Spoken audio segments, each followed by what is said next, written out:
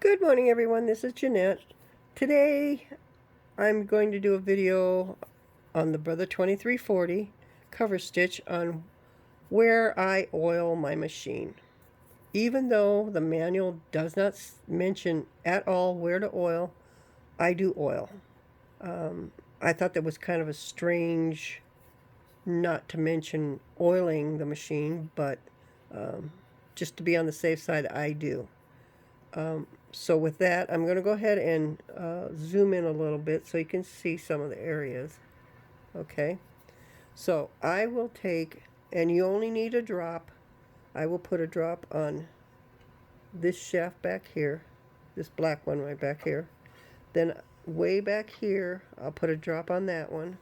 Then in between here, I will put a drop, and then I will put a drop right up between this black and this silver. I will put a drop in there. Then I will come up and I will put a drop on this shaft right here. I do that with all my machines. Okay, and what I use is I use a clear sewing machine oil. Don't use anything that has a yellow tint. It tends to get gunky. They have a clear sewing machine oil, and I think you can get it at your local fabric store or Walmart. I think I've seen it.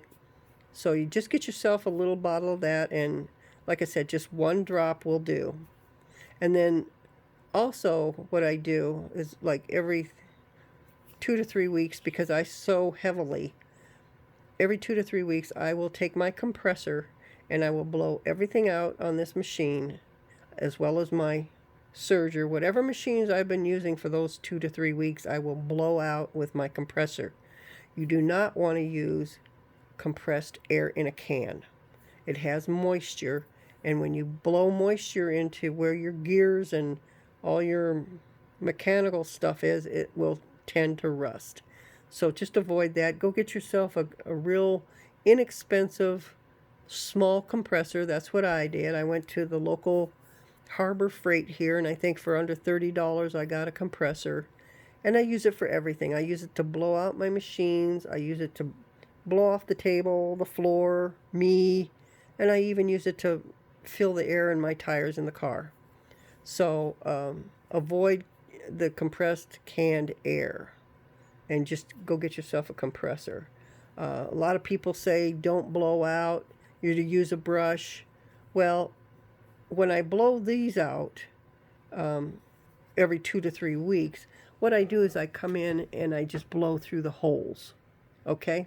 And that's on all my machines. But every 6 months, because I do so heavy, I will take the bottoms off of each of the machines and I will thoroughly blow out everything, because you have no idea how much lint gets in there that you cannot get to through the holes on the sides or on the back. I opened it up. I opened one of my machines one time, and I just about fell off my chair on how much lint had collected inside that machine.